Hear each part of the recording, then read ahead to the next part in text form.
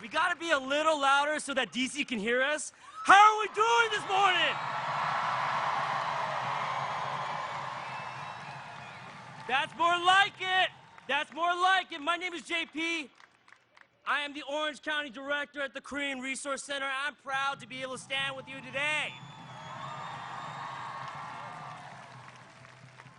You hear those drums in the back? That's the pulse of our hearts right there. That's the pulse of our hearts.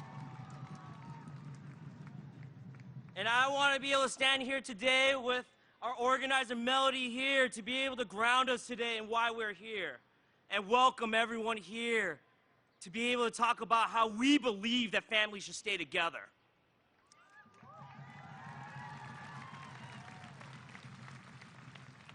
We stand here today having our moral fabric challenged. We're here to protect our communities, and we are here because we believe that the actions of ICE are reprehensible.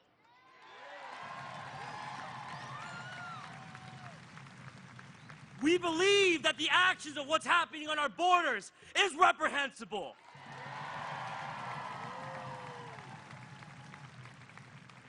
And we are here because we deserve a world that is not only better than it is now, but a world that is more just than we ever believed was ever possible.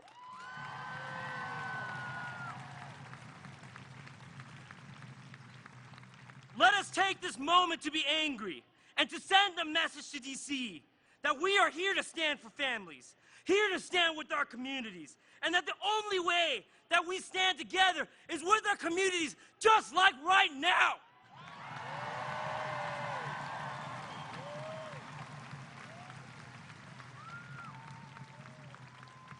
Let today be just a moment for a world that deserves so much more. A world where a pathway to citizenship is available for everyone. A world where ICE and Border Patrols cannot terrorize our families anymore. And a world, ultimately, where every parent and child deserves to thrive and live in this community and in this country.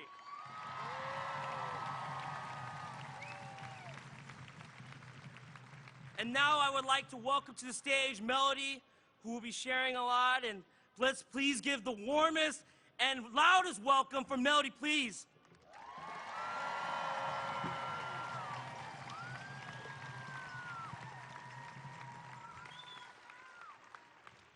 Thank you, JP. Good morning. My name is Melody. I am undocumented, unapologetic, and unafraid.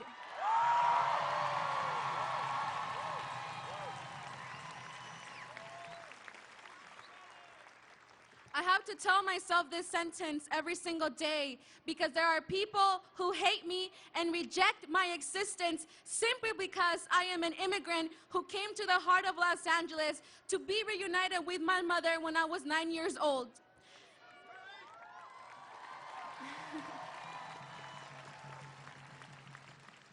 This has been in one of my wildest dreams to share with you the work that I have been doing with CHIRLA, the Coalition for Humane Immigrant Rights.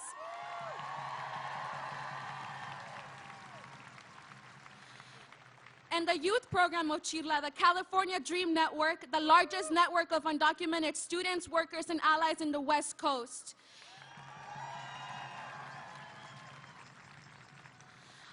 I'm here representing Jessica and Leo, who were two of the children we saw in the videos crying for their parents. I don't know where they're at, but I am here representing them because they don't have a voice. And I want to make sure I did everything I can, and all of you here, to tell them that we stand with them.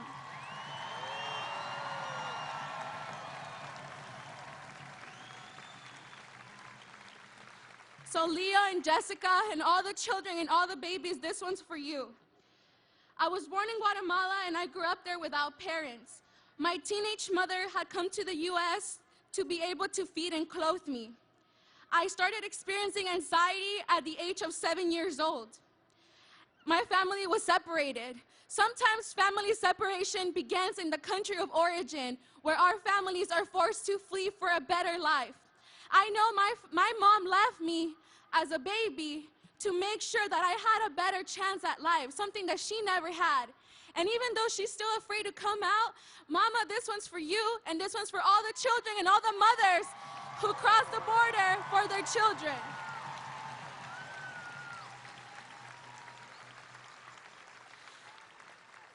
My childhood was very painful. I grew up in a little house made of bricks, and I cried almost every day because I was separated from my family. And if that was hard for me, I can't imagine being in a cage, being judged by the color of our skin.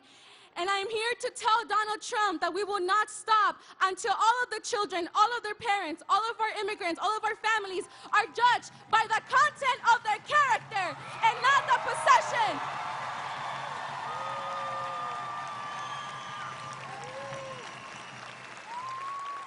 We will not stop until we're judged by the content of our character and not the possession of a legal piece of paper. My heart shatters to think about the children and babies going inside these cages, and at the end of my life, I want to be able to talk to God and tell him, I have no more talent left. I used everything you gave me to represent those who didn't have a voice. What are you going to tell God, Donald Trump?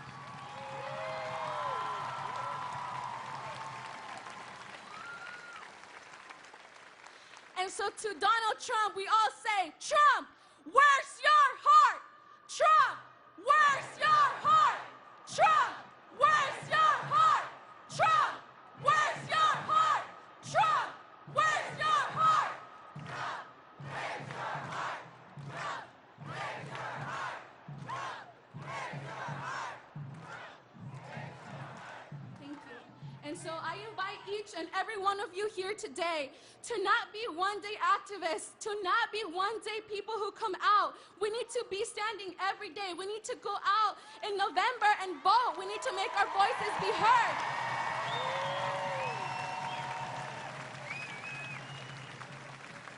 We need to stand for the children, for the LGBT community, for queer folks, for refugees, TPS, Muslims, Black Lives Matter, women's rights, day laborers, and everyone who's affected by this administration.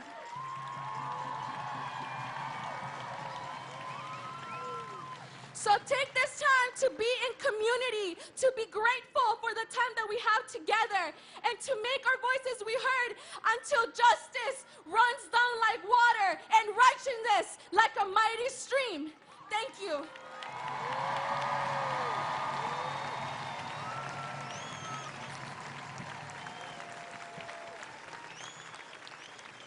All right, I'd like to welcome the next speakers to the stage. Can we introduce our faith leaders? Rabbi Kenneth Chasen from Leobeck Temple, Shaquille Syed, the Executive Director of Accord, and joining them, Pastor Tona Rios, Reverend David Farley, Reverend Jim Kahn, Ann Hawthorne, and Joan Harper, please. Can we please give a warm welcome, please? Have you had your 30?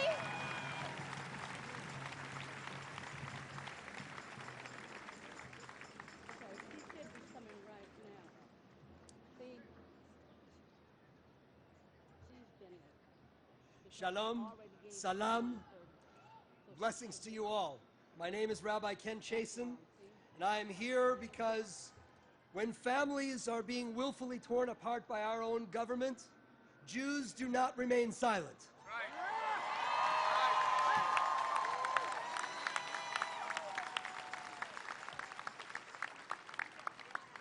And Christians do not remain silent.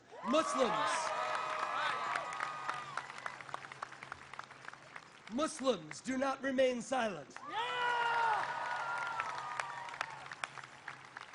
Hindus and Sikhs and Buddhists, all of those of faith, people of faith, know that this is not some political issue that has brought us all here together today. This gathering is about the soul of our nation. That's right. That's right. And when the soul of America is being savaged, and God is watching, a holy sound rises to demand justice. That is our voice, our holy sound. And so I am here today not just representing my own community of Leobeck Temple, or LA's Jews United for Democracy and Justice, not the 2,000 rabbis of Truah, the rabbinic call for human rights, nor the 1.5 million Jews of the Religious Action Center of Reform Judaism. No. I am here surrounded by my friends and partners in faith, many of whom spent last Saturday with LA Voice down at the Otay Mesa Detention Center.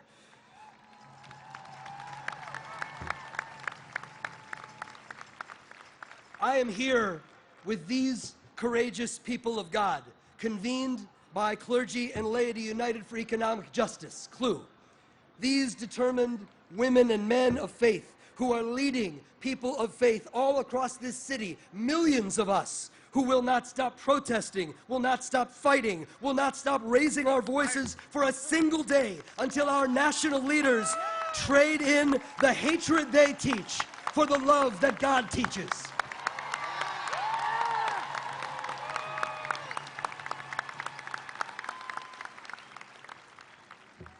So we have a little bit of news for you, President Trump. Let me tell you about our zero tolerance policy.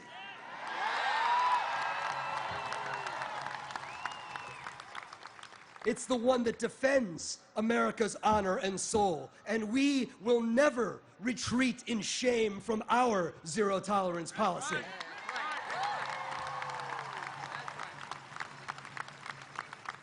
Zero tolerance for ripping crying children from their parents' arms. Zero tolerance for desecrating the Bible to defile God with your inhumanity. Zero tolerance for deporting and jailing parents while their children languish in shelters and foster care. Zero tolerance for criminalizing immigrants who have fled the world's most violent countries and denying them due process.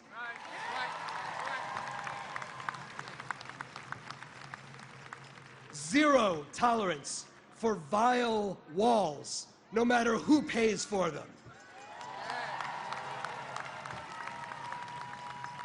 Zero tolerance for debasing America in front of the whole world by violating our asylum obligations.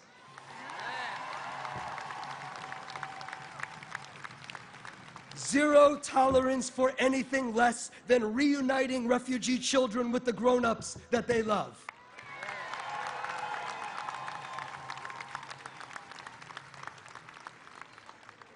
The Prophet Muhammad taught, the faithful love for others what they love for themselves.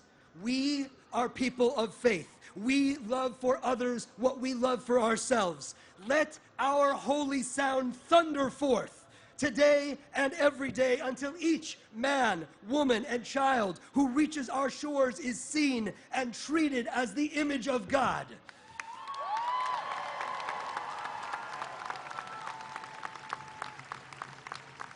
This we will do because this is our hope. You are our hope. We are the hope, and we together are going to make it real. God bless.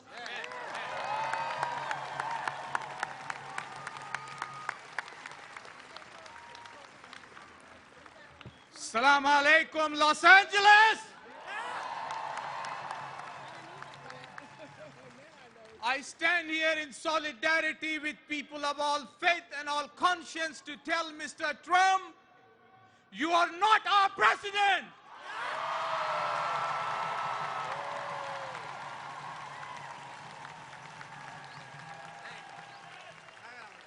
We thank God Almighty, the creator of all of us, for gathering us this morning as your witnesses to the racist policies and the heartless laws of Mr. Trump. We do not and we will not follow Mr. Trump, but we follow you, the most compassionate and the most merciful God, the creator of all of us.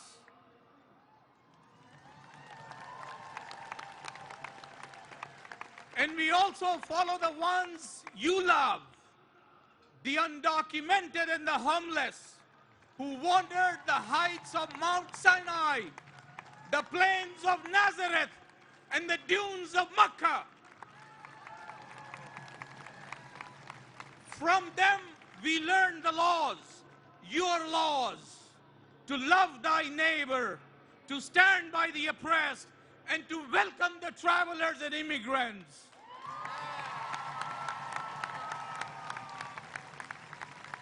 We ask our most loving God, in these times of hate and bigotry, we extend our unconditional love and warm embrace to every man, every woman, and every child coming to this land, our land.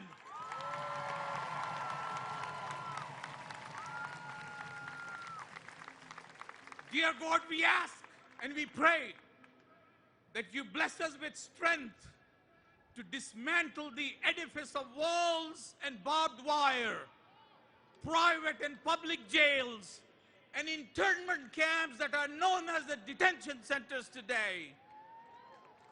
Because we know that within the constrictions lie the rotten corpse of Mr. Trump's racist policies. Dear God, we ask you to bless us with the courage to restore the universal virtues of love, of compassion, and of mercy. And we ask that grant us, dear Lord, the redemptive love that embraces all, ones with the documents and those without, those who are aliens and those who are naturalized. I ask you to repeat after me. Loving God, we commit today that we shall resist any and all unjust laws with all our might, today and every day, until no human being is turned away, that all people are welcome in our America, in our America, in our America. Amen. Power to the people.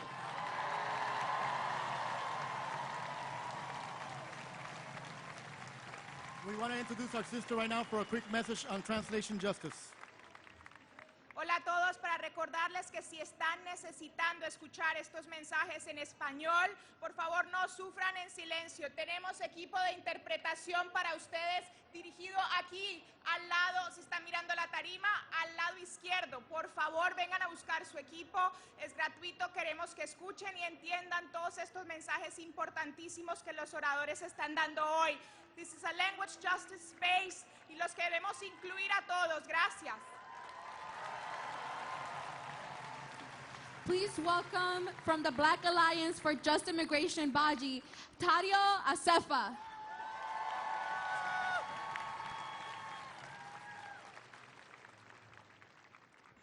Thank you everyone for coming. My name is Thaddeus Belai from the Black Alliance for Just Immigration, the only national black-led organization in the country. Woo!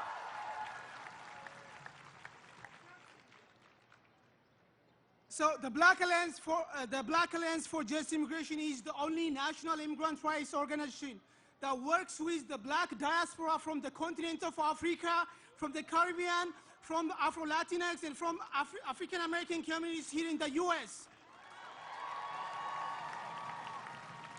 I know firsthand the problem we have globally with millions being displaced and seeking refugee, as I was born in Ethiopia and came to the US as a refugee almost 7 years ago. This global crisis is increasing every day as we have imperialism in our lands outside of the US, and while we have militarism here in the United States. The federal government has been using the framing of a border crisis, although what has been happening to families at the border is, in fact, an atrocity. It's a crime against humanity. And migration at the border is actually the loss. It has been over the past 14 years. The crisis is the harm being done to immigrants, not the number of immigrants at the border. There is a direct correlation between the rising number of black migrants and rampant attack on migrants at the border. Although recent news coverage has focused more on families, migrant girls and women are still invisible in the media. Again, immigrant girls and women are invisible in the media, and which is really happening while the federal government is simultaneously denies access to reproductive health to people in ICE detention prisons. And the Trump's executive order uses keeping families together as an excuse for building more family jails and does not include a plan to reunite the families that have already been separated. The U.S. also has the largest immigration detention system in the world with over 360,000 in detention centers. As a black immigrants are only 10% of all immigrants in the United States. They account for 25% of immigrants facing deportation in front of immigration jails in the U.S. In general, our immigration system considers immigrants as an inherent flight risk simply because they are allegedly not from the U.S. The Illegal Immigration Reform and Immigrant Responsibility Act of 1996 mandates detention of immigrants in almost all instances where immigrants have any sort of criminal conviction. This has the biggest impact on black immigrants and asylum seekers in the U.S. And like I said earlier, black immigrants and refugees and asylum seekers have the highest level of criminal detention and deportation in the U.S.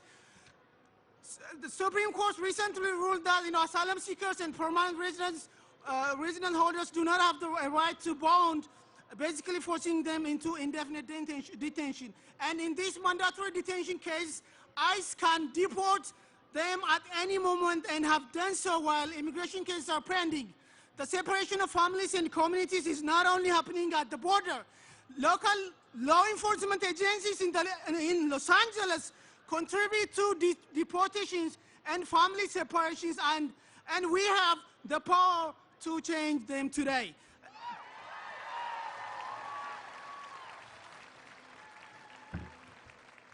It is not enough to call out Donald Trump and Jeff Sessions. As progressive as Los Angeles and California is, we have to call out our local elected officials, such as Mayor Eric Garcetti, for going to Texas to see, while we have crisis right here at the federal building.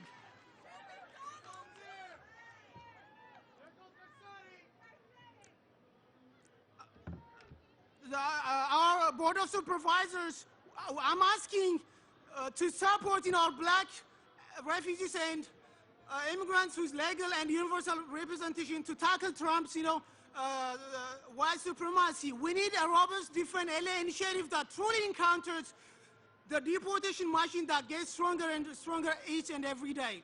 Our local elected officials have the power to limit ICE's power, but they have not done enough. I asked Mayor Garcetti, LA City Council, and the county supervisor to join the nationwide call to abolish ICE. Abolish ICE! Abolish ICE! Abolish ICE! Abolish ICE! As I conclude my speech, we as a people must be able to stand in solidarity with those in cages. Any cage from the county jail to the city jail to the immigration prison detention centers. These immigration detention centers are not detention centers, my friends. They are prisons.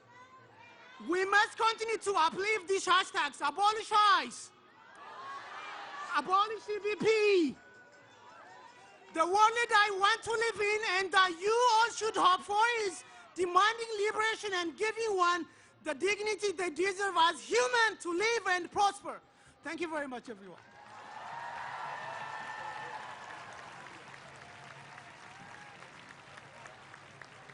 Ladies and gentlemen, please welcome Paul.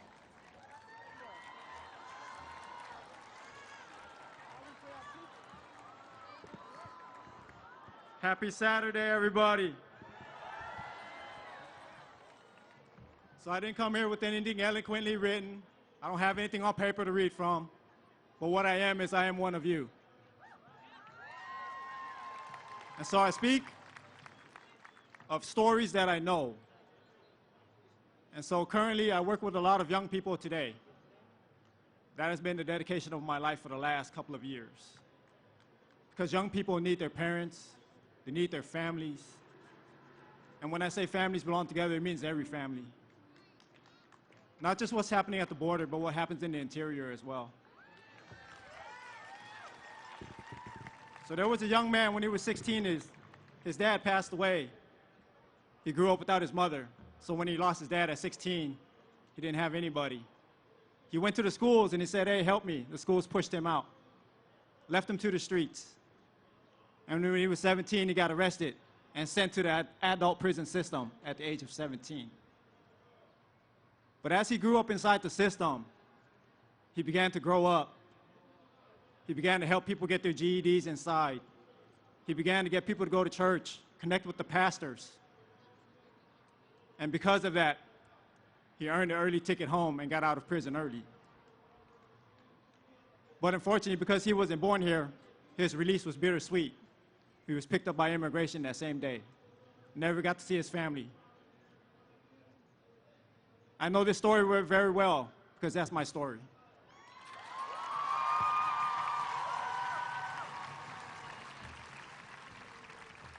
And so now I work with a lot of young people because of that reason. Try to bring resources to the community, try to better our schools, and do a lot of things. But more importantly, I want to challenge that bad immigrant, good immigrant narrative.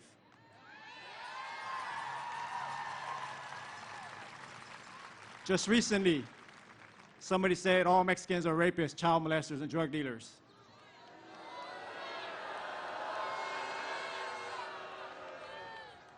Most mass shooters are white.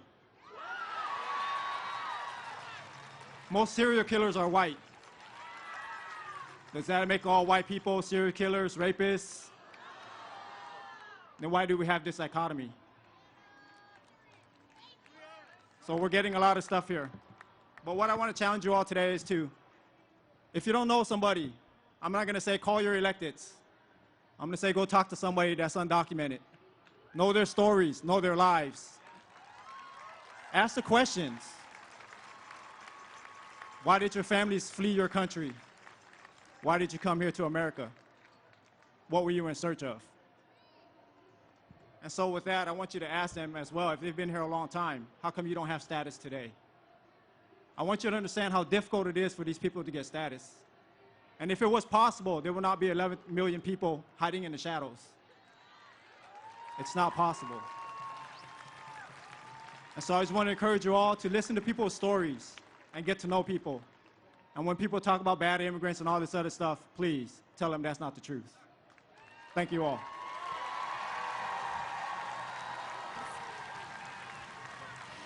Help me welcome Los Angeles Mayor Eric Garcetti.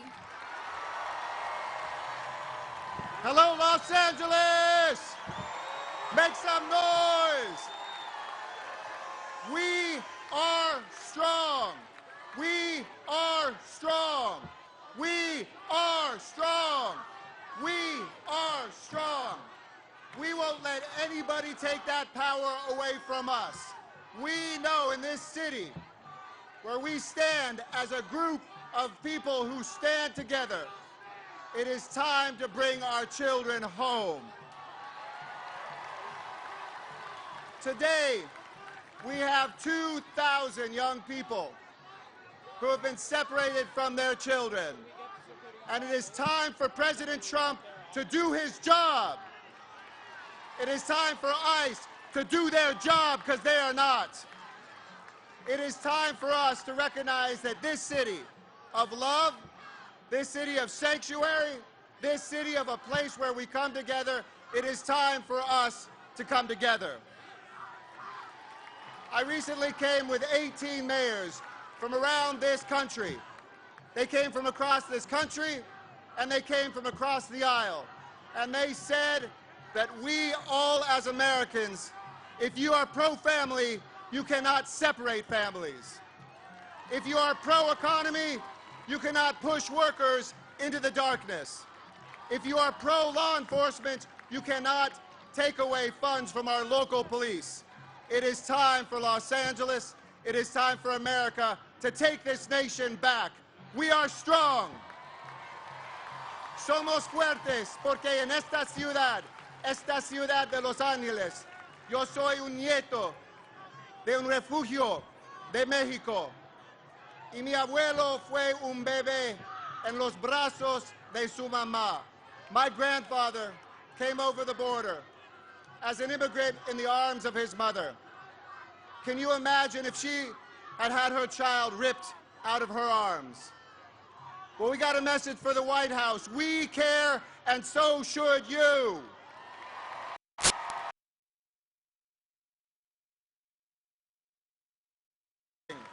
We are here organizing. We have put city funds to defend these children, and let's give it up for immigrant defenders, the lawyers that are there every single day on behalf of those children. I got a quick story to tell you about those immigrant defenders. They found all the children that are here, gave them legal counsel, and they were able to find where the parents are here. So when Donald Trump or DHS says we can't find the parents, that is a load of BS. Take these kids home to their parents now. Home is where the parents are, and we are strong. Finally, I have a message for Donald Trump in Washington, D.C. It is time to do your job. Do your job and reunite families. Do your job and end separation. Do your job and protect the dreamers. Do your job and get rid of the TPS repeal. Do your job and do comprehensive immigration reform. Because guess what? If you don't, we're going to find somebody who does. Thank you all so much.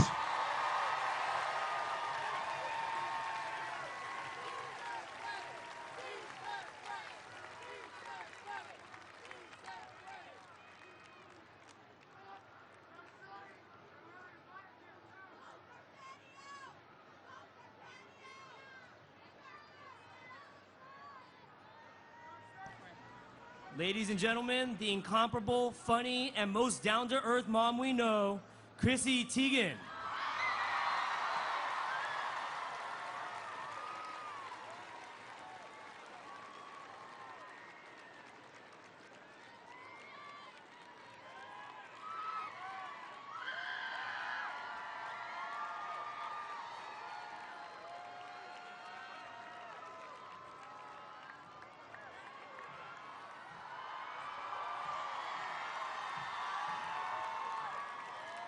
Hello, everybody. Hello, hello. Sorry, this is his first rally, so we're getting him prepped. Seeing a lot of hope here, so this is incredible. I'm really proud to be here, obviously. You guys are absolutely incredible. You give me so much hope. You're so inspiring. I'm so glad we could all come together with the simple message of keeping families together. As you can see, our entire family is here. I am proud. Say hi to Pepper Ty. A lot of you know Pepper. That's Luna. And then John, whatever. I'm incredibly proud to be a daughter of an immigrant. My mother grew up in a very small village in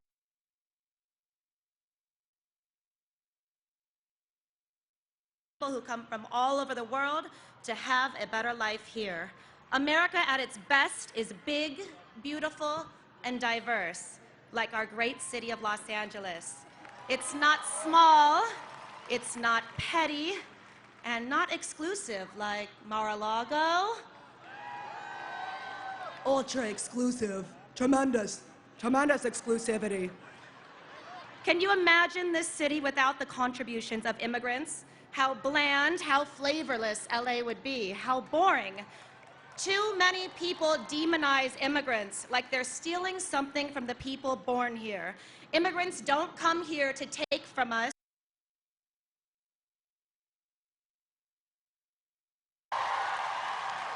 Making America great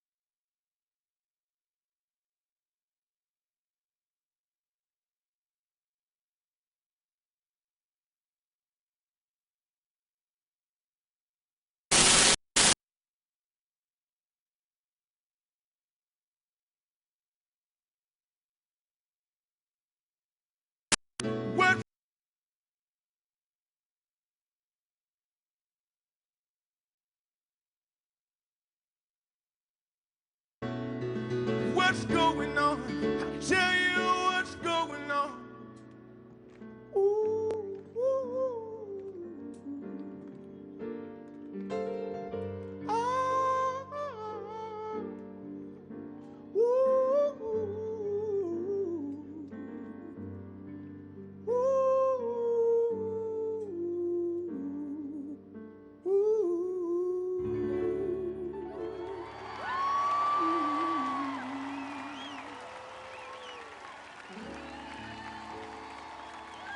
What's up, Los Angeles?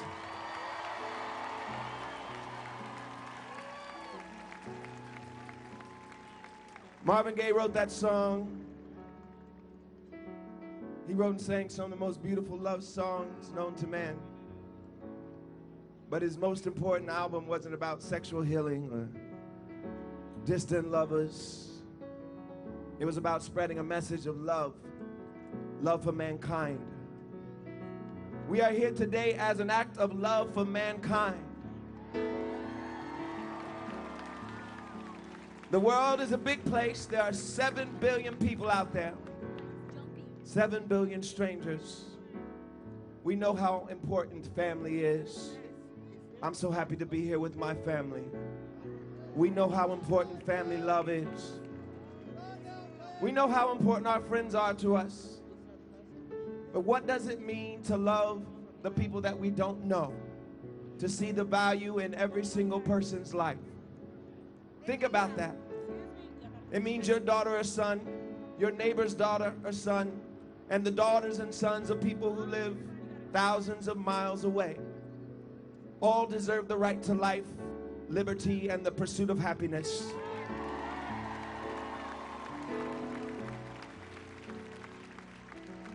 It means we let go of fear and see each other's humanity. It means we don't see our brothers and sisters who come to America for a better life as animals or thugs. We see them as human beings who deserve the chance to flourish and be the best versions of themselves that they can be. And it means we treat asylum seekers with compassion. We don't seek to punish them for trying to do what's right for their families. If you're committed to this kind of love, it means you believe in justice. But it's not easy. It's not a passive activity. It requires you opening your eyes to injustice, to see the world through the eyes of another. You got to read. You've got to travel to other neighborhoods, other parts of the world. You may have to get your hands dirty. You can't just talk about it or tweet about it. You've got to do something.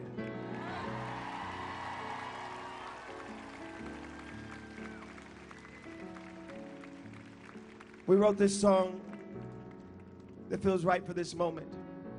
It's a brand new song. I haven't even put it out yet. I know that opening up Twitter right now feels like it can be a horror show. So much of the news is shocking and maddening and depressing.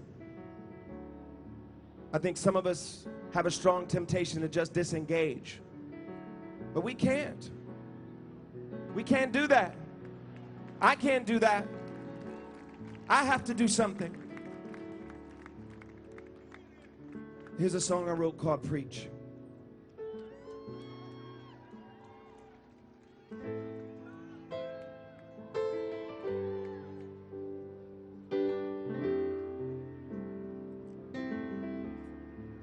Every day I wake and everything is broken. Turning off my phone just to get out of bed. I get up every evening, history's repeating. Turning off my phone 'cause it's hurting my chest, yeah. And heaven knows I'm not helpless. But what can I do? Can't see the use in me crying if I'm not even trying to make the change I want to see. I can't just sit and hope. I can't just sit and pray. that I can find a love when all I see is pain, falling to my knees. And though I do believe, I can't just preach, baby, preach. Oh,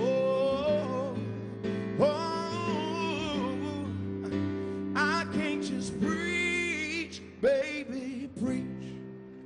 All I hear is voices, everybody's talking, nothing real is happening, 'cause nothing is new. And now when all is tragic and I just feel sedated, why do I feel numb? Is that all I can do? And heaven knows I'm not helpless, or I'm only human. I can't see the use in me crying if I'm not even trying to make the change I want to see. I can't just sit and hope, I can't just sit and pray that I can find a love when all I see is pain. I fall into my knees, and though I do believe, I can't just preach, baby, preach. Oh, I can't just preach, baby, preach. Oh, I can't just preach, baby, preach. Heaven knows I'm not helpless, but what can I do? Can't see the use in me crying if I'm not even trying to make the change I want to see. I can't just sit and hope, I can't just sit and pray that I can find a love when all I see is pain. I try to do the things I say that I believe. I can't just preach, baby, preach. Oh, I can't just preach, baby, preach. Oh, I can't just preach, baby, preach. Thank you. God bless you. Take care, everybody.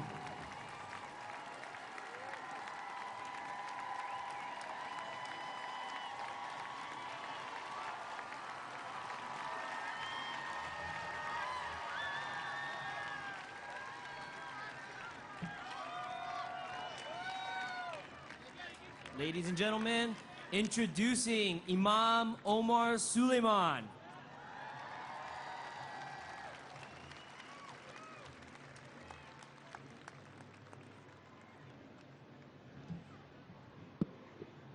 Assalamu alaikum, peace be with you all.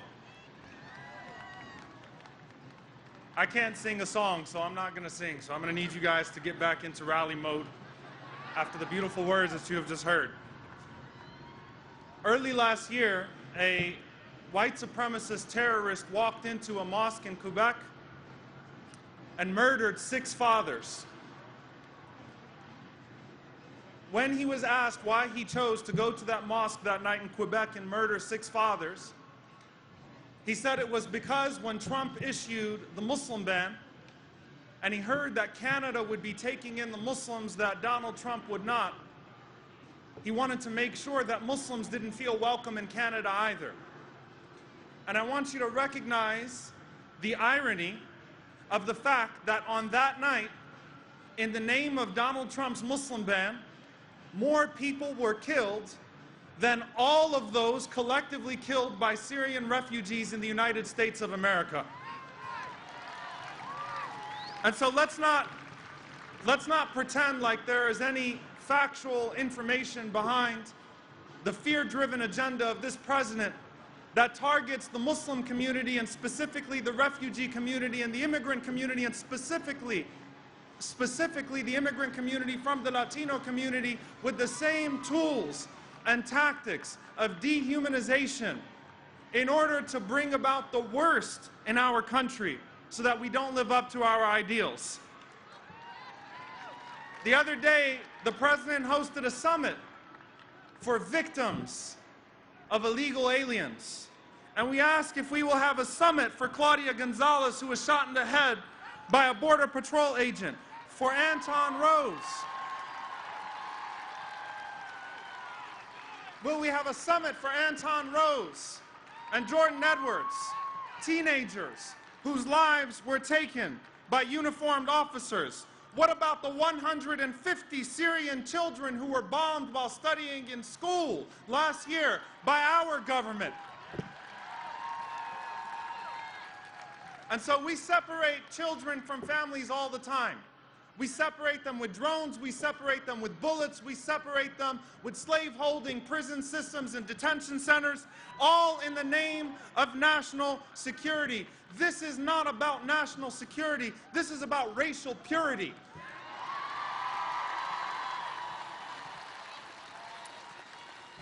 And if this president cared about national security, he would host a summit for the victims of Parkland, for the victims of Las Vegas, for the victims in Baltimore who belonged to the press, whom he has declared an enemy. But in all of those cases, the profile of the terrorist doesn't fit what Donald Trump is looking for. And James Baldwin said that ignorance allied with power is the most ferocious enemy of justice. Donald Trump is a ferocious enemy of justice.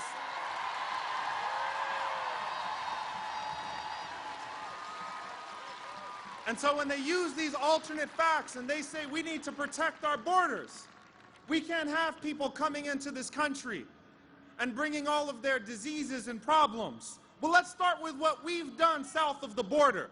Let's start with us unseating and overthrowing democratically elected governments since the 1950s south of the border.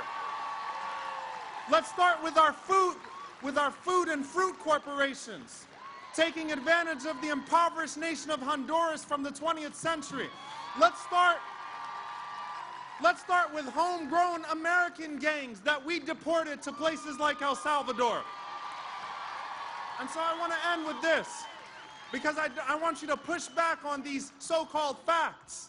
When they say we don't want them bringing crime here, we've taken crime to them for hundreds of years. We have no right to turn them away then and say they are not worthy of this nation.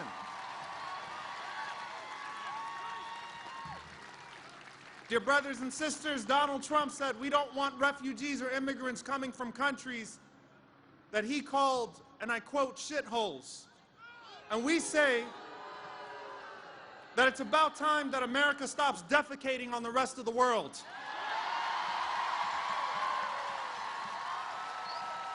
And I want to end with a message of unity. I was in McAllen, Texas just a few days ago. I saw those children behind glasses being transported between warehouses that were made for glass and tires. I saw what's taking place with my own two eyes right down there at the border. And I want you to recognize that just as those children were separated from their families, they are being separated from the human family. And we have to resist that and say that we are one human family across races, religions, countries, borders. We are one human family. Keep our human family together. Stop letting them isolate us from one another. We resist this bigotry and this fascism together. Thank you. Assalamu alaikum. Peace be with you all.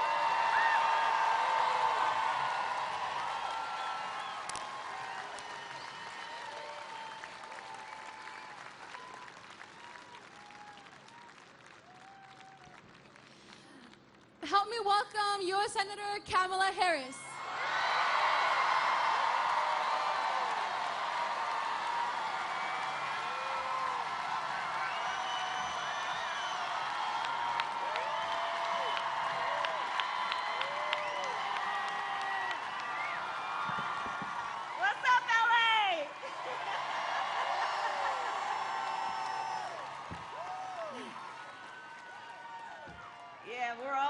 together. We're all in this together. So here's the deal. Here's the deal. I think what we all know is that right now we are in an inflection moment in the history of our country. This is an inflection moment. This is a moment in time that is requiring us collectively to look in a mirror and ask a question. That question being, who are we?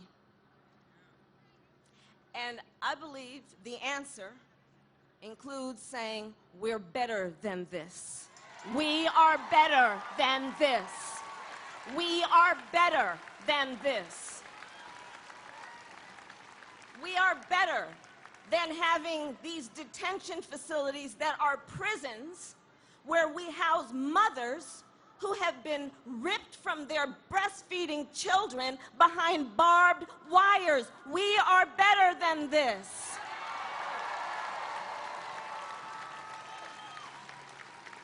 When we have children being housed in cages crying for their mommies and daddies, we know we are better than this.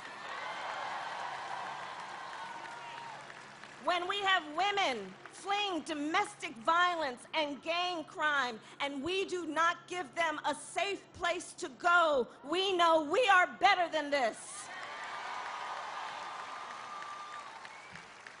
When we have over 2,000 children that right now are not with their parents because we separated them, because we took them from their parents, we know we are better than this. When we know that we have those 2,000 children crying for their parents and there is no plan for reunification, we know we are better than this. When we know those children will suffer lifelong trauma and that this is not reflective of a civil society, because a society will be judged based on how it treats its children and the least among us. We know we are better than this.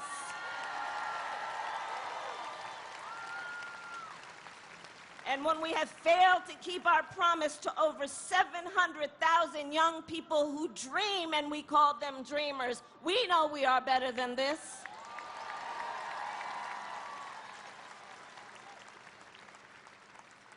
So, we're at an inflection moment. And years from now, our children, our grandchildren, folks are going to look at us, and they're going to ask us years from now a question. And that question is going to be, where were you at that inflection moment? And what I know, Los Angeles, what I know is our answer is not simply going to be how we felt. Our answer is going to be what we did, what action we took, the streets we marched, the emailing, the phone calls, the text messaging, the voting. We will speak truth to power. We will act on our words. We will vote. We will act, and we will not relent. We will not tire. We will keep fighting because we are better than this.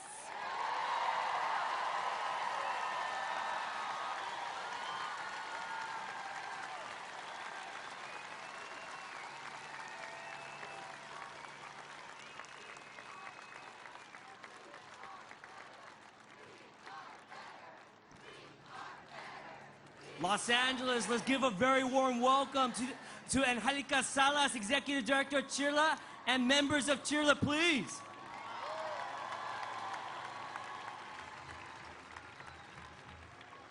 Hello, Los Angeles! You are beautiful out there. Your human spirit, your love of our community is sincerely appreciated. My name is Angelica Salas. I am the Executive Director for the Coalition for Humane Immigrant Rights here in Los Angeles.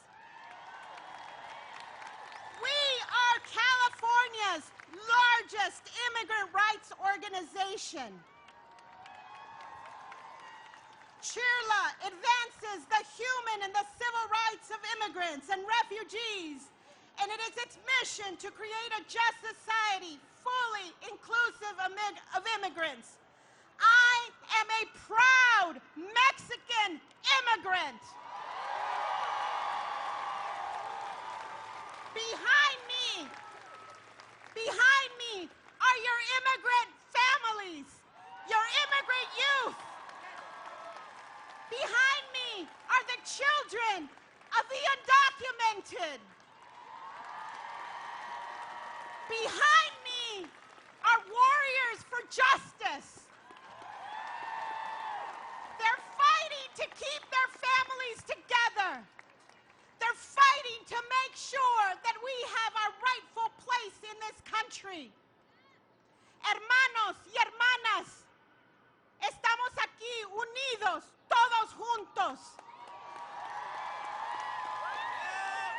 We come from different nations, but this is our home now.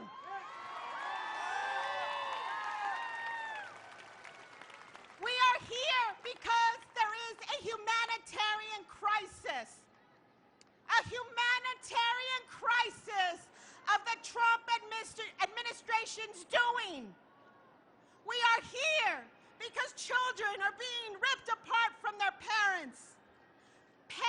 Their parents are being sent to federal prison, something that has never happened before. And because they're sending them to federal prison, they're taking away their children. We are here to demand that the parents' charges be dropped and that their parents are released, that they are immediately reunited with their parents. We cannot allow this atrocity continue. A federal judge here in California, our California, said the following: return the babies in 14 days and the older children in 30. We are here because the clock is ticking and those children deserve to be back in the loving hands of their parents. We're also here to say no to mass internment family detention centers. No!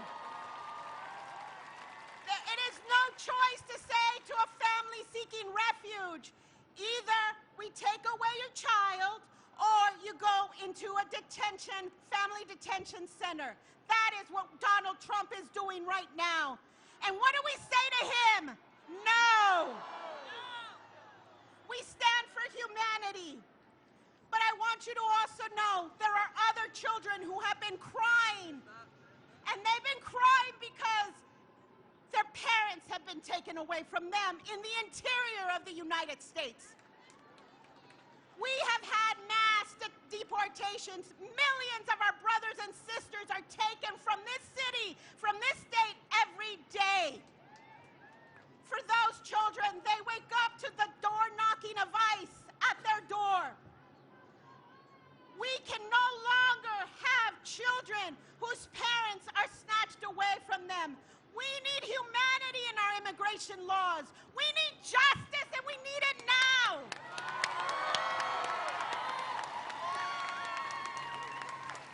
This administration has unleashed a barrage of attacks on our immigrant and refugee community. Many of those standing here with me are documented youth. We need to stand with them. We need to stand with every refugee and every Muslim brother and sister who is being attacked. Brothers and sisters, we have been resisting. We have been marching. We have been doing everything in our power to stop this inhumanity. But it is time to win.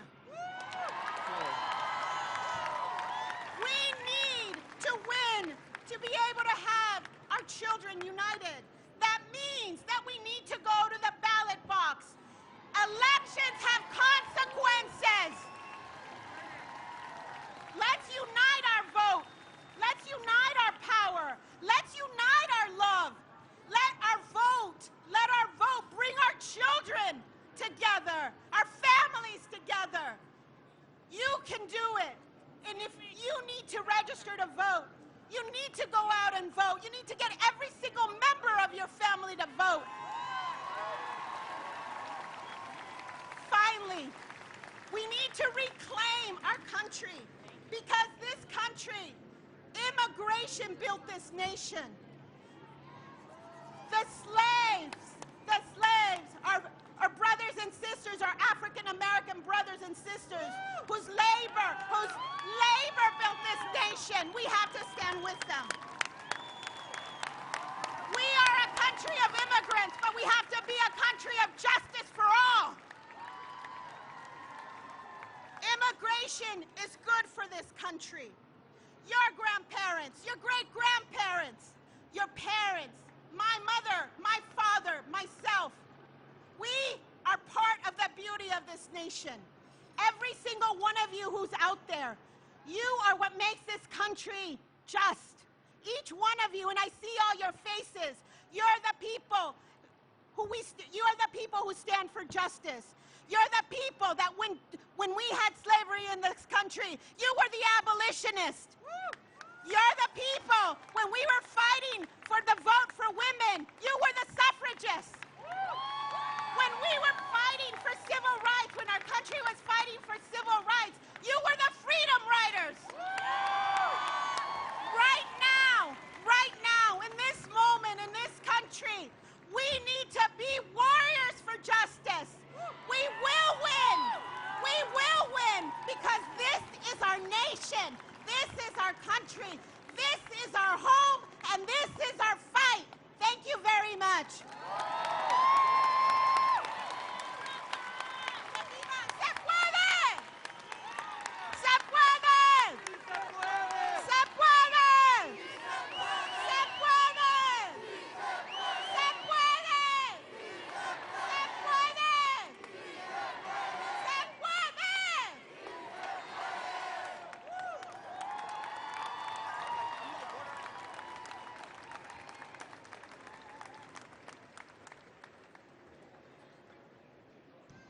Los Angeles, help me welcome from Black Lives Matter, Melina Abdullah.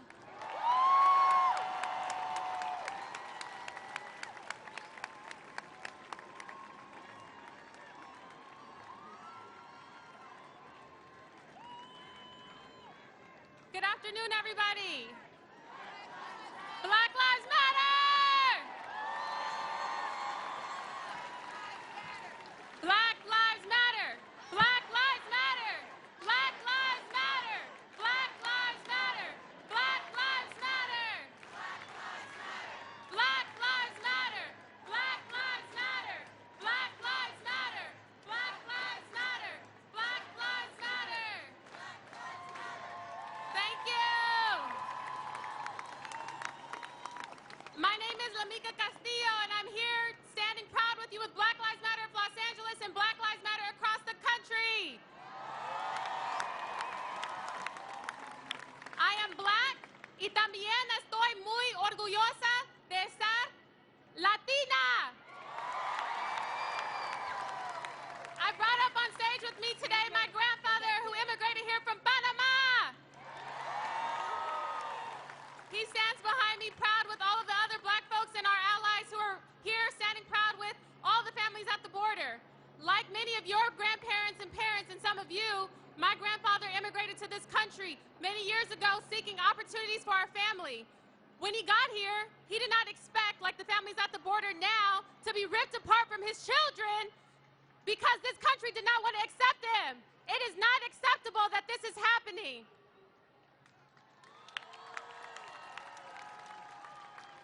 What many of you may not know is there are over 4 million black immigrants in this country, all of them coming to this country the same way as the folks we see at the border now, seeking opportunities, seeking safety, seeking love and support from this country for their families.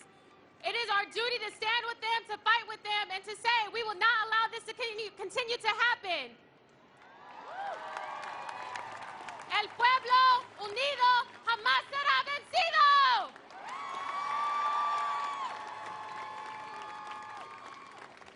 I'm Melina Abdullah with Black Lives Matter.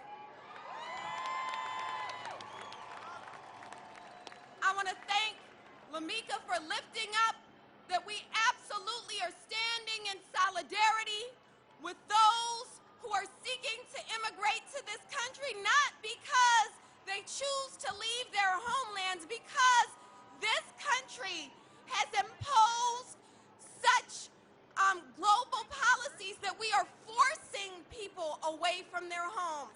This country has a responsibility. And as we stand in solidarity, we are also fighting for ourselves. Black people are immigrants. Black people, when we talk about families staying together, keeping families together, it resonates with us as black people on a visceral level. From the moment we were captured from the shores of Africa, we experienced family separation. They stole our children from their mothers.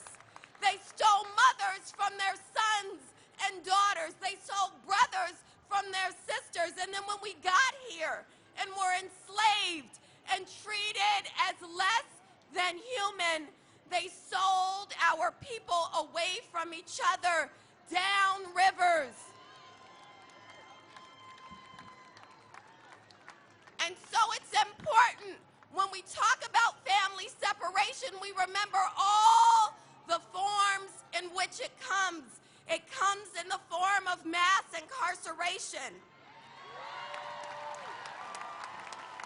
Family separation comes in a permanent form when police kill our people. That is family separation. And so as we stand here, we say the name Keisha Michael, whose family immigrated here from Belize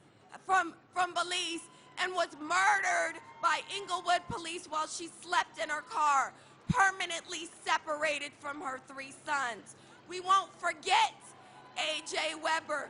We won't forget Grashario Mack. We say all of their names, and we say their names. Can you say them with me? Keisha Michael. Keisha Michael. We say their names. Can you say it with me? A.J. Weber. A.J. Weber. Can you say it with me? Grashario Mack. Grashario Mack. We say Waukesha Wilson. Waukesha Wilson. And we remember that that is also family separation, and we know that it comes because Trump is fucking sorry.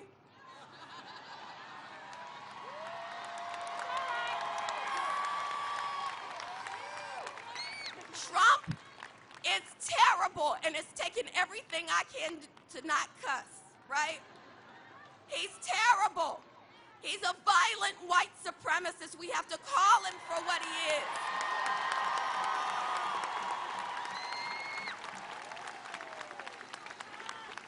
Sessions is a violent white supremacist. We gotta call it for what it is. And anybody who associates or works for any of them, they're also complicit in white supremacy. So here's what I want to say that might not get as many claps. Liberal white supremacy is no better.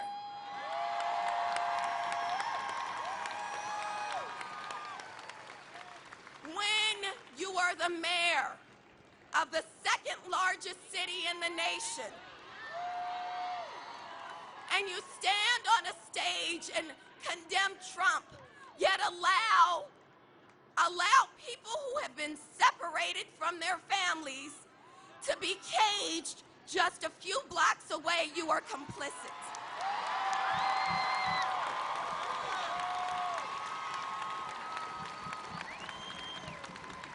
When you use the money that we all voted for to house houseless folks, to criminalize and deport them, you are complicit. When you appoint a police chief who actually pulled the trigger in 2 officer-involved shootings, you are complicit. And this is not just about Eric Garcetti being complicit. This is about all of us.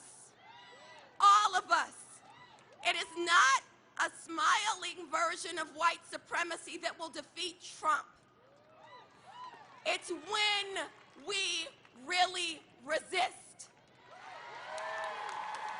It's when we say our bodies have to be on the line. If you are there and you're watching family separation happen and you're just filming it, you're complicit. Put your body on the damn line.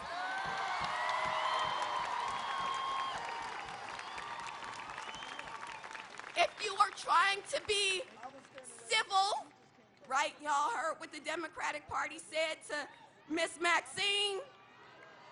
This is no time for civility. This is no time for politeness. This is no time to allow racism, white supremacy, sexism, rampant classism. This is no time to allow it to swirl around you and sit back. There are things that you can do.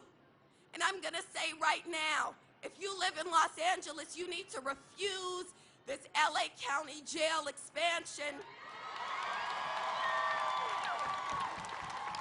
You need to say, we will not spend another $3.5 billion to cage people. You need to sign the petition to reform LA County jails today. When we're done having this beautiful gathering, you need to march over to Aliso and Alameda, where people have been camping out for more than a week. And you need to either join them or give them some money. Bring them some food, bring them some water. You need to put your resources on the line. And then you need to do everything you can to dismantle this system. Organize, organize, organize. Join us in Black Lives Matter. Join us in toppling white supremacy. Join us in ushering in the kind of world we can all live and prosper in.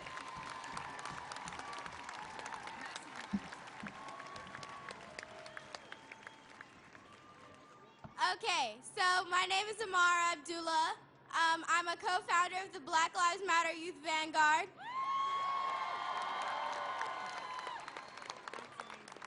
So today we're going to do something that we do at the end of every single Black Lives Matter museum and every single Black Lives Matter meeting and event. So it's called Asada. It's an affirmation of strength, and you're going to repeat after us in the same tone, and we're going to get loud, and we're going to get louder. So join hands if you're comfortable with it. It is our duty to fight for freedom. It is our duty to win. We must love and protect one another. We have nothing to lose but our chains. It is our duty to fight for freedom. It is our duty to win. We must love and protect one another. We have nothing to lose but our chains. It is our duty to fight for freedom. It is our duty to win. We must love and protect one another. We have nothing to lose but our chains. Ashe.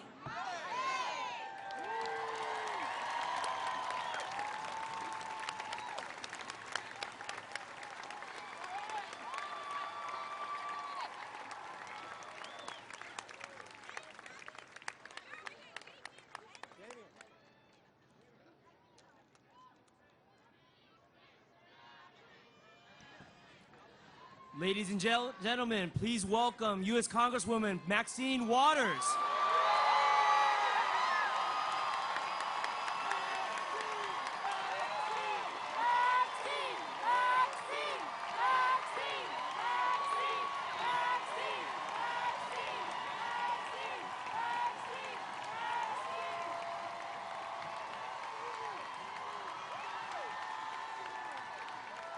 Hello, everybody. We are at the right place at the right time.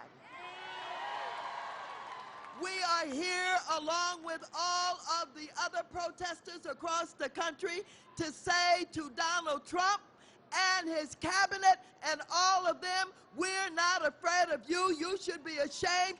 We want our children connected back to their parents. How dare you? How dare you take the babies from mothers' arms? How dare you take the children and send them all across the country into so-called detention centers? You are putting them in cages. You're putting them in jails. And you think we're going to stand by and allow you to do that?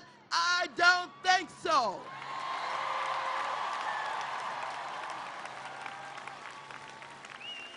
Donald Trump, you think you can get away with everything, but you have gone too far when you're trying to break up families in the way that you do. I don't care whether you're Democrat or Republican. I don't care what nationality you are. I don't care what ethnic group you are. We all love the children, and we're going to stand by them.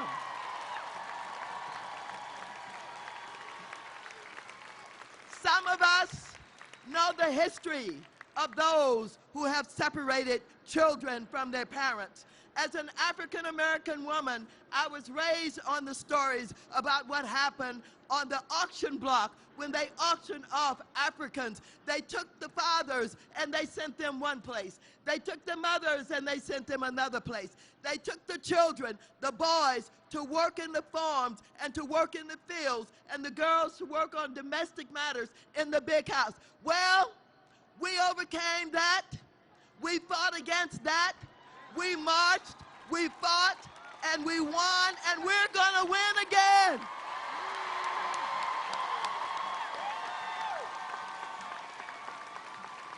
Donald Trump, we are sick and tired of you. We have no fear. You will not intimidate us.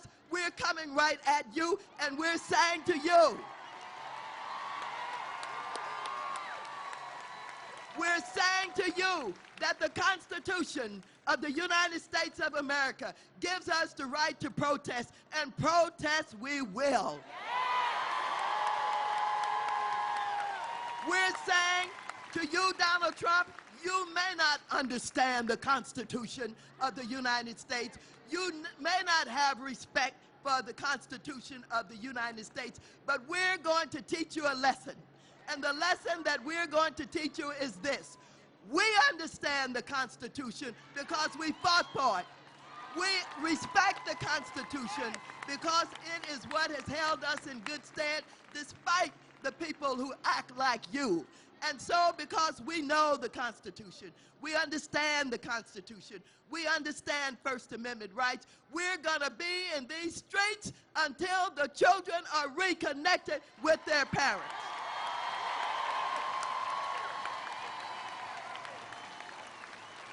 Now, we have some members of Congress who are intimidated. I have no fear. I'm in this fight.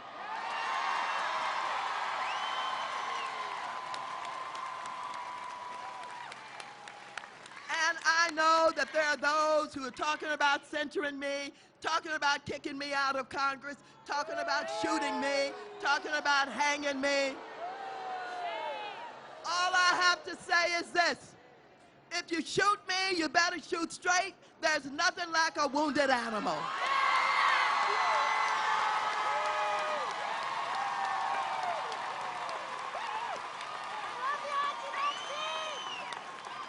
I am prepared to make whatever sacrifices needed to be made. I am not about to let this country go by the way of Donald Trump. We are sick and tired of him. He's been there too long. They dare me to say impeach him. Today I say impeach 45.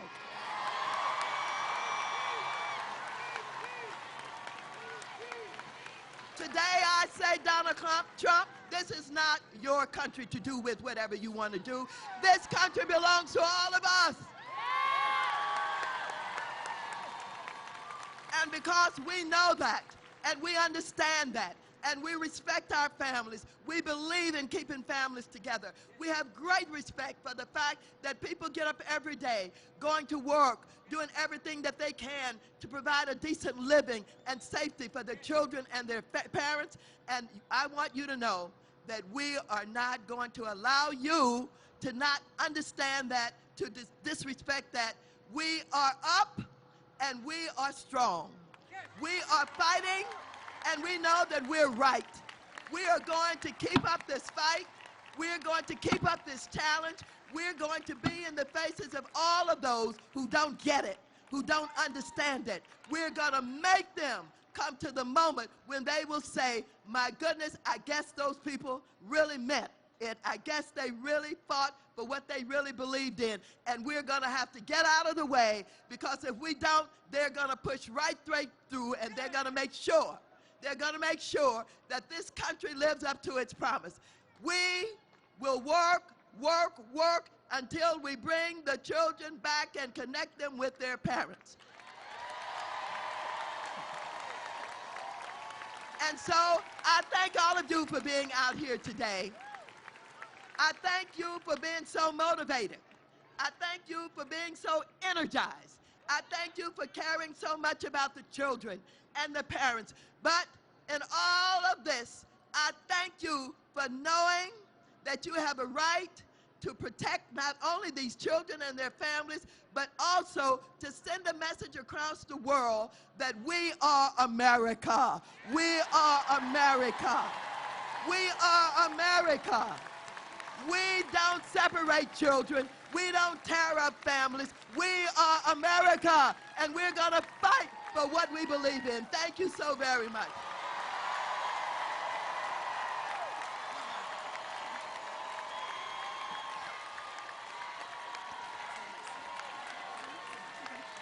Okay, Los Angeles, now help me welcome Los Angeles County Supervisor Hilda Solis.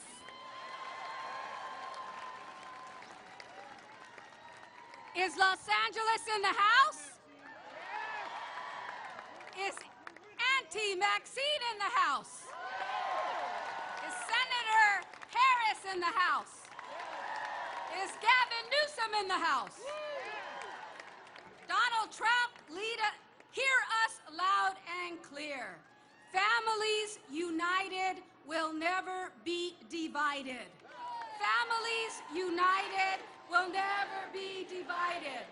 Families united will never be divided. Since his inauguration, we have experienced repeated collective shocks. Donald Trump will not stop, but we have to stop him. We have unveiled and we know who he is and what he represents. But now he thinks he has real power to push us backwards.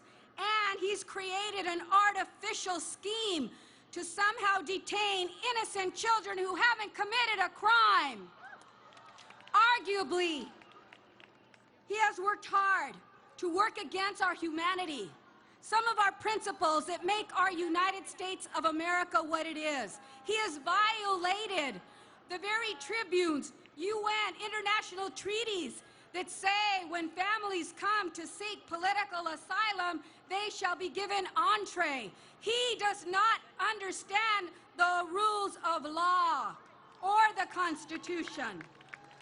He has sent 2,300 children to mass detention centers, treated some of them as animales, as animals. He's also split them up and put them in detention centers and put them in care and harm away from their families and caregivers. You and I know that that's the wrong thing to do. It traumatizes these young people and will be a scar on them for many, many decades. We can do better than that, right? We can do better than that. Humanity is better than that. Let me be clear, Trump administration, who has woefully pursued this cruel action to purposely hurt families trying to seek a better life for themselves and their children in order to use them as a political leverage against us. The United States government should never be in the business of warehousing children in modern-day internment camps. Experts, listen, experts have declared Donald Trump's separation policy as a form of child abuse.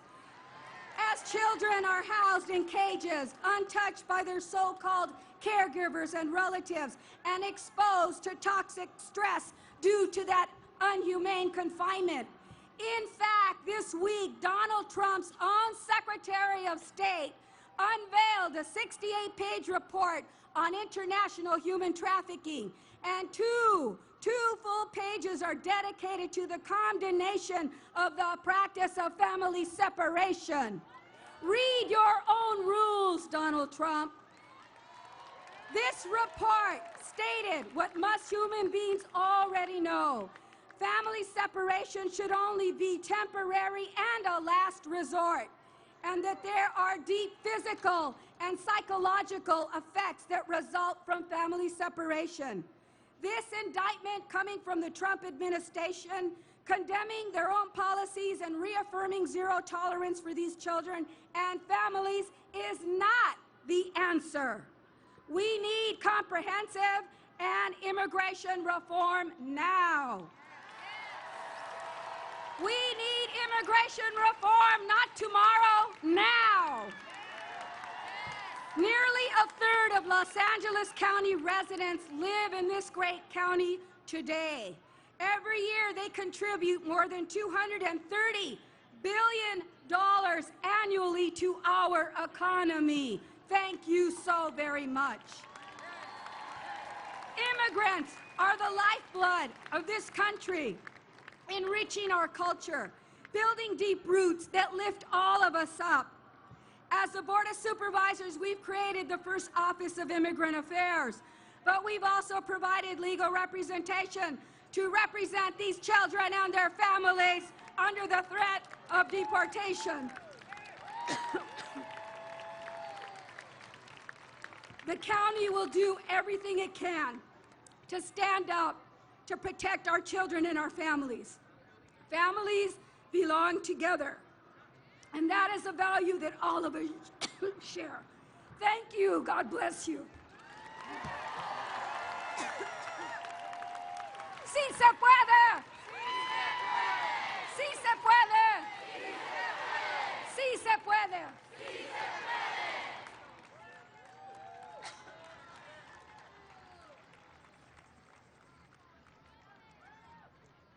And now help me welcome actress, producer, and actress Laverne Cox.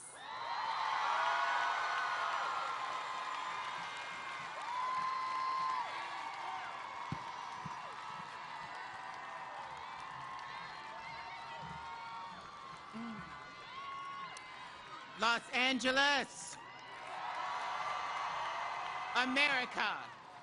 We are here because we believe that families belong together.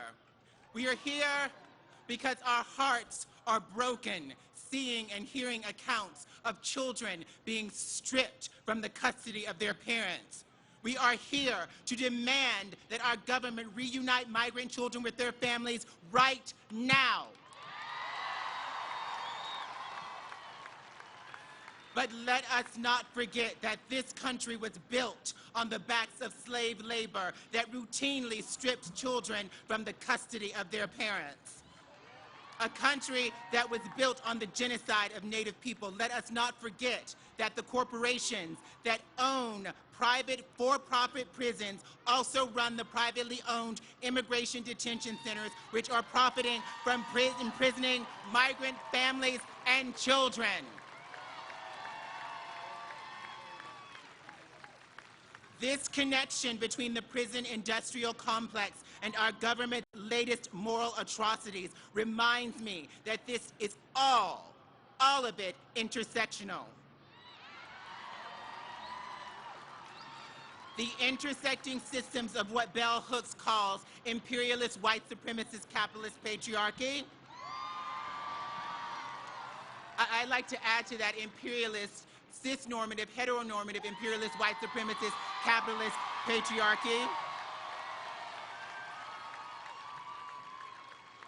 Those forces are constantly working to oppress all of us, all of the time simultaneously, from immigration detention centers to the Supreme Court and beyond. So we must come together now more than ever and not let the oppressor's strategy of divide and conquer keep us from this fight we must wage together.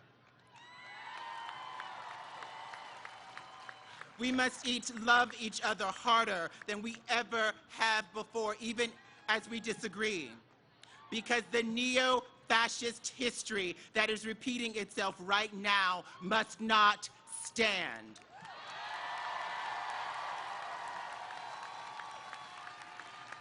It is Dr. Cornel West who reminds us that justice is what love looks like in public. Justice is what love looks like in public. No justice. No justice. No justice.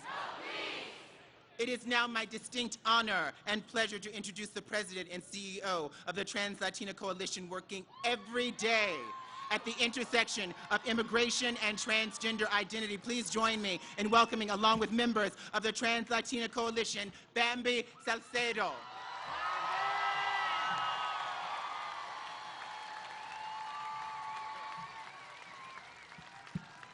What's up, beautiful people? I say, what's up, beautiful people?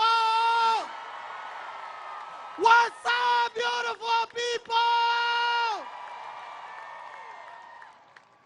Primero que nada, a mí me gusta darle gracias a mi poder superior por darme la oportunidad de estar aquí con ustedes. También quiero honrar la tierra en la cual estamos hoy parados y paradas.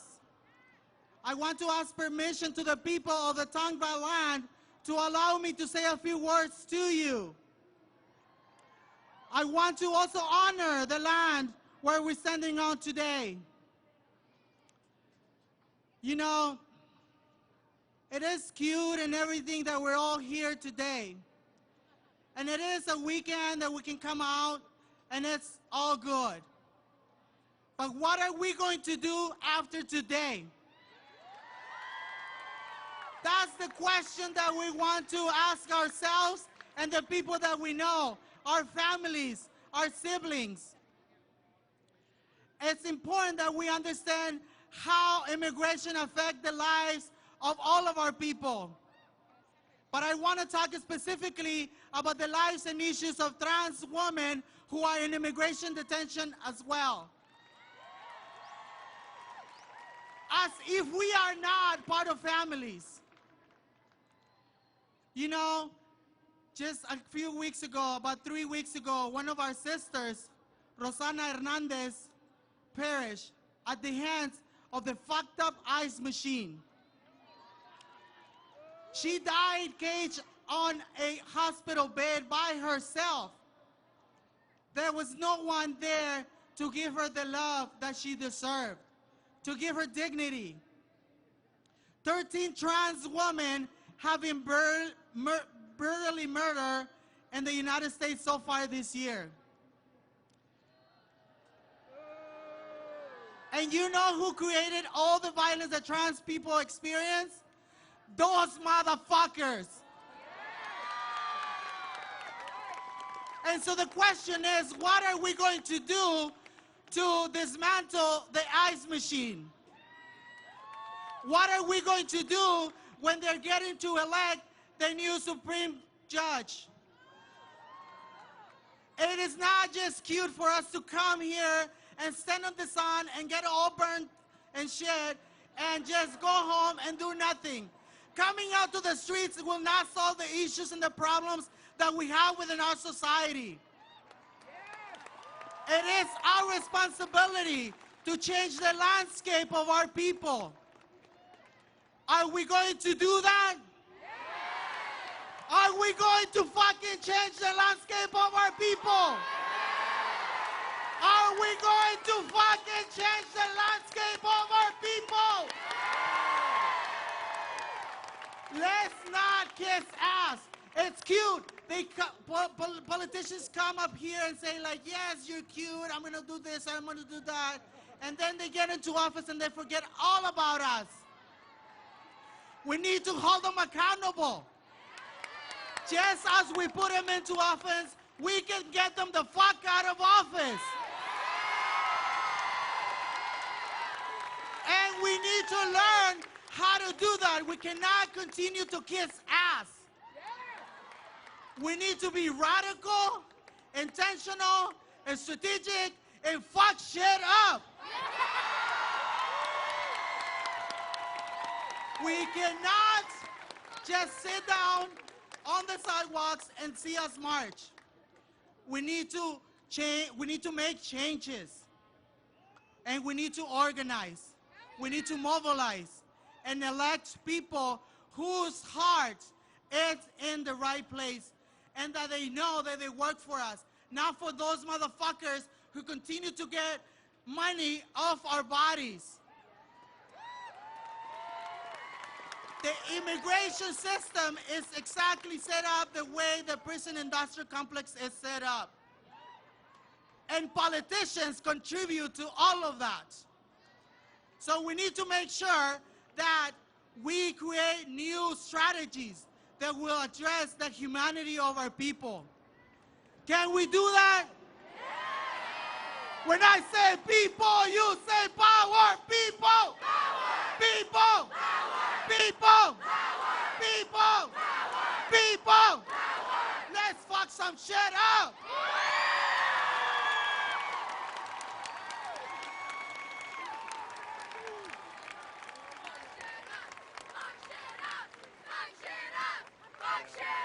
How many of us have to die before you get involved? That's the message.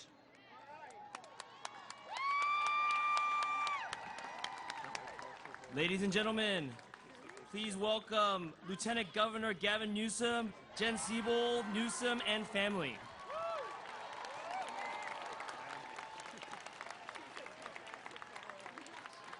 Hello, everyone. My name is Laura Dern. I'm here as a California native with my immediate family and my larger family, my community, you that I stand with. We stand together to make sure families who belong together remain together, and that we forever will keep sending the message that detaining entire families is not a solution but a jail sentence. And I am here because it is my honor to introduce my friends, our state's most progressive and extraordinary mayor, our current lieutenant governor, with his gorgeous family, my dear friend, his wife, Jennifer. Ladies and gentlemen, our next governor of California, Gavin Newsom. Thank you. Morning, LA. Good afternoon, LA. Laura, thank you for the introduction. I just, first of all, let me just thank each and every one of you for taking the time, for stepping up and stepping in and being here today. And I want to tell you why I'm here. I'm here, most importantly, as a father of 4 young children. As a father of 4 young children that's sick and tired of the chaos, the cruelty, the cages, the concrete, sick and tired of zero tolerance, sick and tired of the policies coming out of the White House, Trump and Trumpism. I'm also here as a proud Californian.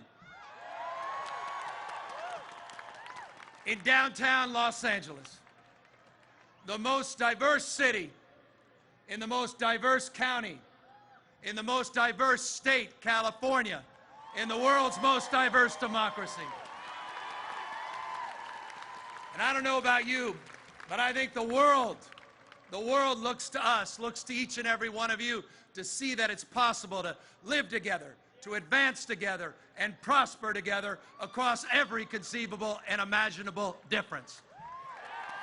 What makes California great, Mr. President, what makes California great today is that at our best, we don't tolerate that diversity. At our best, we celebrate that diversity.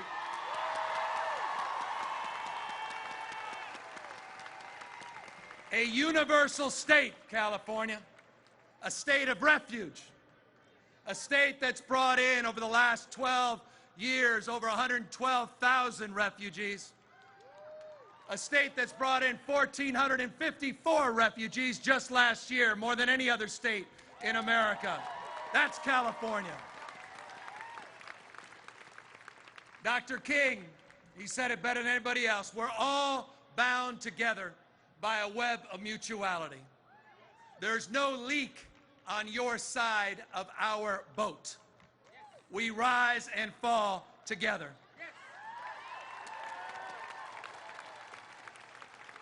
That's the fundamental value that we as Californians get to share as a majority-minority state. But for those of you that are filled with doubt, filled with fear and anxiety about the world we're living in, I want to remind you of another brief tale of California. It wasn't that long ago, in 1994, there was a guy on a stage like this running for re-election for governor by the name of Pete Wilson, promoting Proposition 187. Xenophobia, nativism, fear of the other was alive and well in this state. Prop 187 wasn't the only thing on the ballot in 1994. You had three strikes reform. The UC Regents were not debating issues around tuition. They were debating about eliminating affirmative action. 1994, the Republican Party in California was in its ascendancy. Fast forward today. Where's the Republican Party in California today? Pete Wilson walked the Republican Party off the same cliff Donald Trump is walking the Republican Party nationally off. It's a cautionary tale. Resiliency.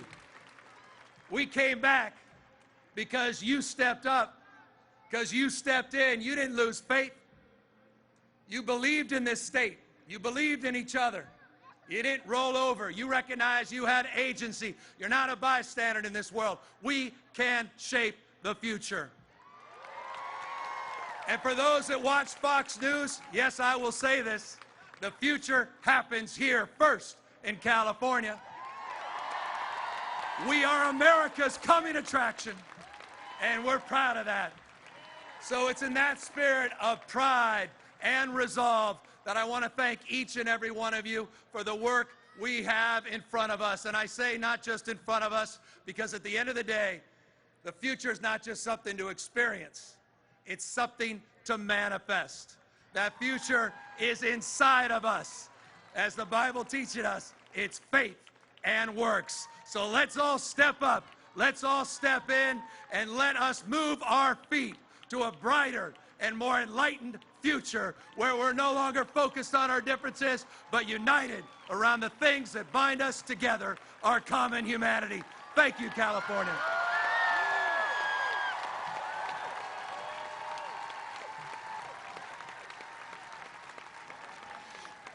Thank you. Now let me welcome everyone. Betty from Dream Team LA.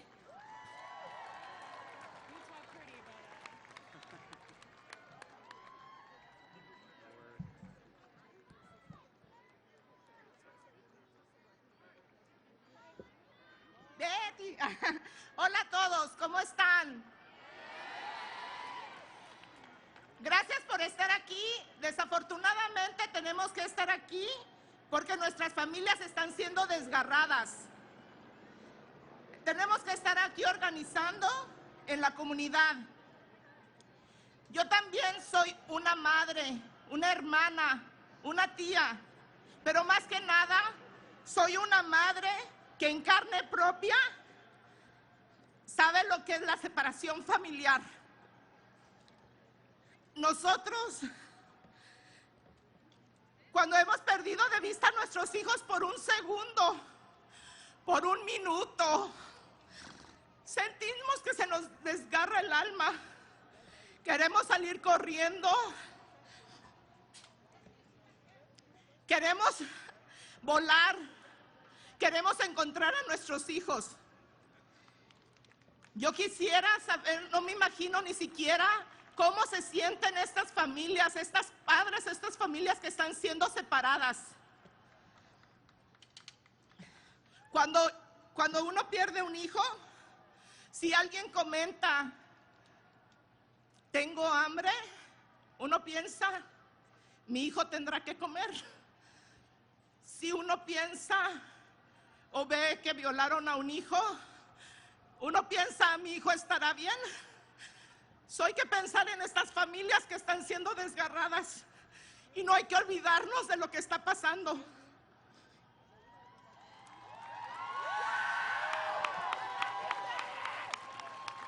Y yo me acuerdo que cuando me robaron a mi hija, ella no quería irse a dormir sin antes que yo la acostara. Yo me pregunto todos los días de mi vida si ella estará bien. No creo que es justo nada más decir que Trump es el causante de nuestras desgracias. Estas separaciones, esta máquina deportadora, no solamente está en la frontera, está en nuestras yardas, en nuestros jardines, en Los Ángeles.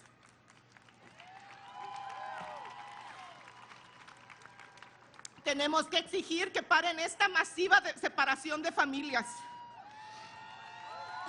Tenemos que decir que paren la colaboración de la ICE o la policía. Tenemos que decir que necesitamos la migra fuera de Los Ángeles y que todos merecen vivir con dignidad y no metidos en jaulas y deben de ser tratados con dignidad y respeto. Nuestra lucha no ha terminado hasta que la administración reúna a todas las familias, hasta que paren todas estas deportaciones. I'm gonna try to say in English. I hope you understand me.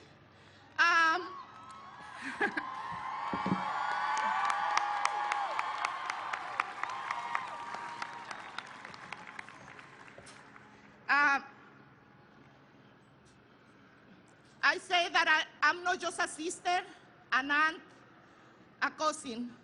I'm a mom. I'm a grandma, but I know for firsthand what is family separation. I don't know how many of you know when you lost your children from your sight for a second, for a minute, and then you try to run desperately and try to run and try to fly, and you try to see through people. You wanna see, you wanna run, you wanna go everywhere to find your child. And so I don't know how these people, these families who've been separated are handling, because, you know, I've been suffering for all my days since my daughter been separated from me. When I hear that a child say that is hungry, I think my child has something to eat.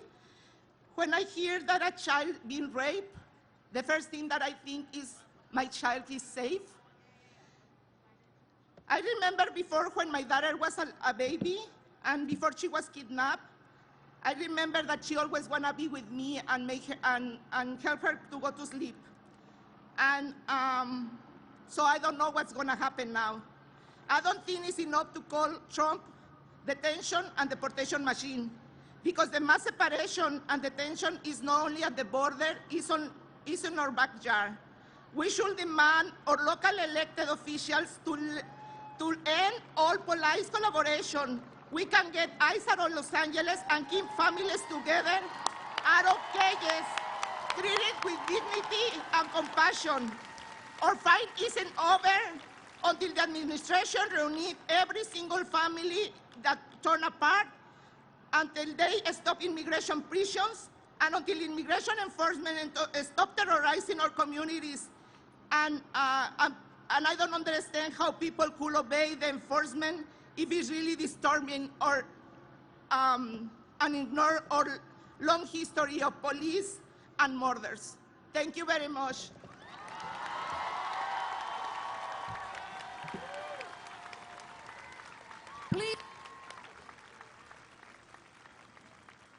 Please welcome Addie Barkin from the Center for Popular Democracy.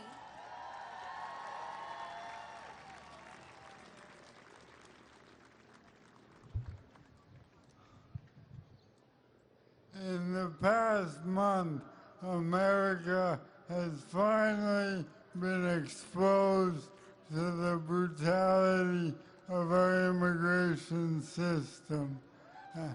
And that is the first reason we're here today, to say no to family separation,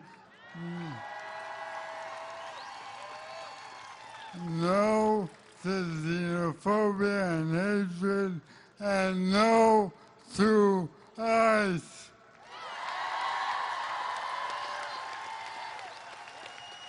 But we're also here for a second reason. We're here to save American democracy. Because the brutality at the border is being repeated all around this country. We are locking up young men and women of color for no good reason. We're taking away health care from children out of ideology. We're raising taxes on working families to enrich the millionaires and the billionaires. We're taking away food stamps from kids and their parents out of pure hatred and racism. And the list goes on and on, destroying unions, banning Muslims, and destroying the planet that we live on.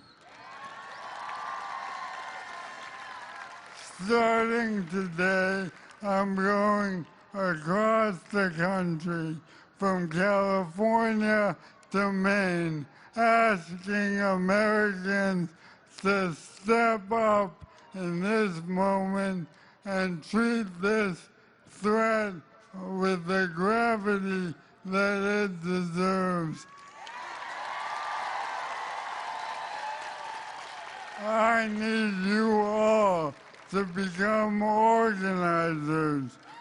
So organize your family, organize your workplace, organize your neighborhood and your school, and help us build a popular resistance that will carry us through November and beyond. This moment calls for great sacrifice from all of us.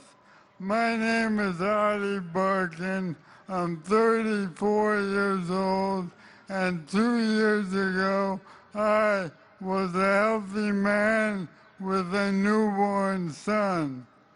Then I was diagnosed with ALS, a deadly disease that is paralyzing my whole body each and every week. And when I speak alone, my voice is weak. But when I come together with you, when we join together in collective action,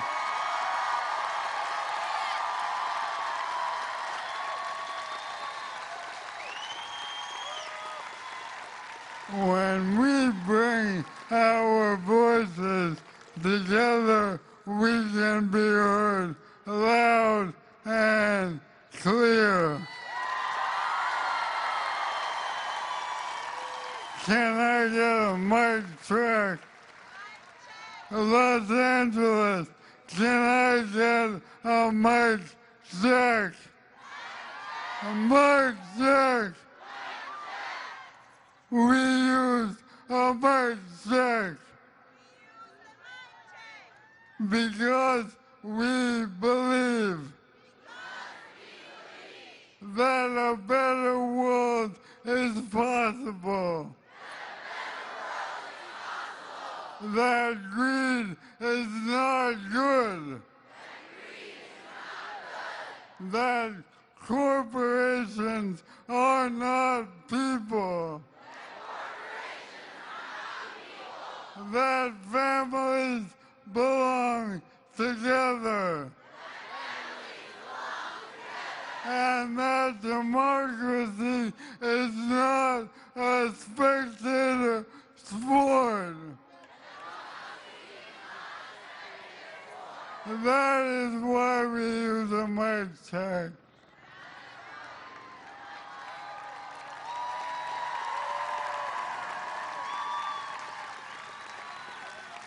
Our opponents are so powerful. Help me out here. Our opponents are so powerful. They have the money. They control the White House and the courts and the Congress. But I believe that we are more powerful because on our side are the people. When we come together, our voices echo so loud through every corner of this land. Can you hear us, America? We are here to fight for this country that we love. That is why we use a mic check. And that is also why we come together in the streets, in our houses of worship, in our community organizations, in our unions, on our campuses, in the halls of Congress, and at the voting booth. We come together because we are stronger together. We are braver together. We are louder together. We come together because when we do, their money is no match for our people power. People power. People power. Power to the people.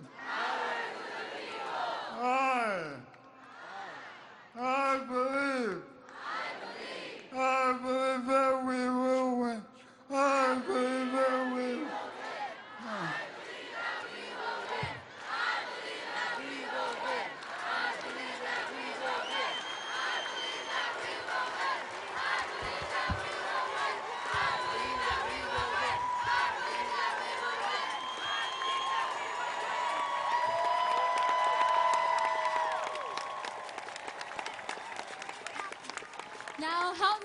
welcome Evelyn Hernandez from the Central American Resource Center, Carecen.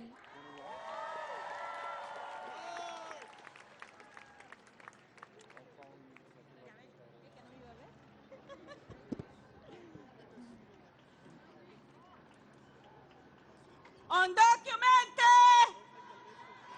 Undocumented! Undocumented! Sin documentos! Sin documentos! Sin documentos! We are not afraid to the Trump administration, right, sisters and brothers? Good afternoon, sisters and brothers. My name is Evelyn Hernandez. I am from El Salvador, TPS holder. Woo! El Salvador! I am living in this country for more than 25 years. I am mother of 3 children. And you believe it, I want to go back to my country? No, this country is part of my life. My life is right here because my kid is right here. And I am standing this afternoon because we have to stand for those vulnerable children that are suffering in this country. And that raising this president administration, we need to fight to stand and defend for all of them. Right, sisters and brothers?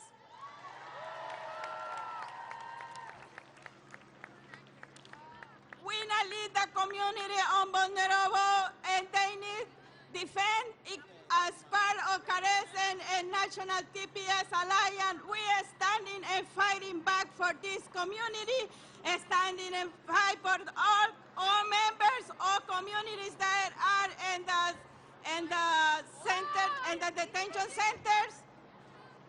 If we start together, we can win, right, sisters and brothers?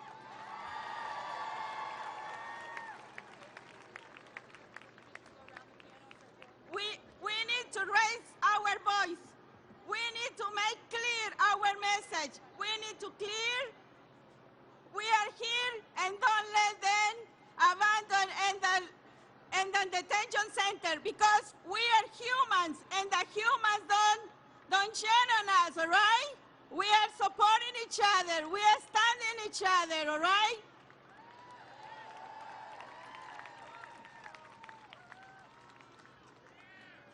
As I mentioned, I'm part of the Carecen and National TPS Alliance, and my compromise with all TPS holders is fight against this administration. Don't let them do it whatever they want. We fight right here. We are standing right here to defend ourselves and our sisters and brothers in all detention centers that they can provide. They have the right to be in court with their legal representation.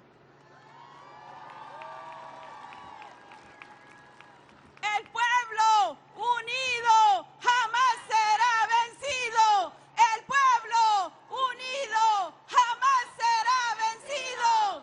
The people united will never be divided. The people united will never be divided.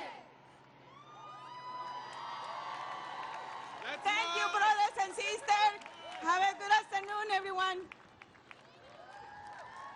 Familias unidas jamás serán vencidas. Arriba, sí se puede.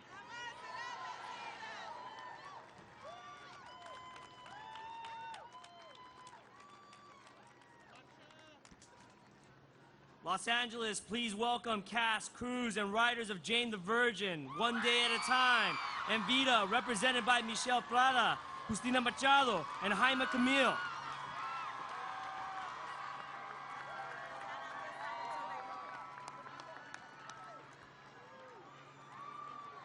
Hola, mi gente!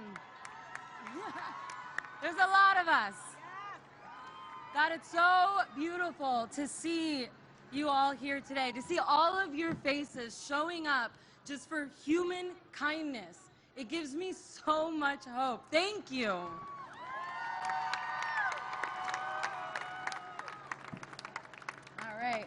There's a lot of us. Whether this is your first rally or you've been fighting this for years, you're here now. We are all here now. Every single one of you woke up this morning and you recognized the urgency of this moment. You showed up, you stood up for humanity, and you're going to be on the right side of history. Trust me on this one. For us on Vida, I mean, we had to do something about it. And this crisis hits very close to home. We are all children of immigrants, we are spouses of immigrants, and we are immigrants ourselves.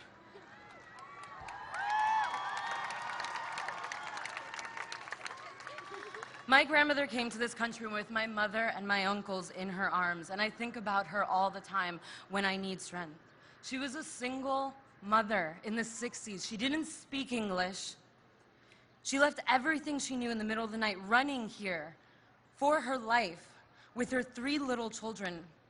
And what drove her here is what drives all of us. She wanted to protect her family. We all want to protect our family and to keep them safe. And because of her courage, I get to live her dream every single day, and I don't take that for granted.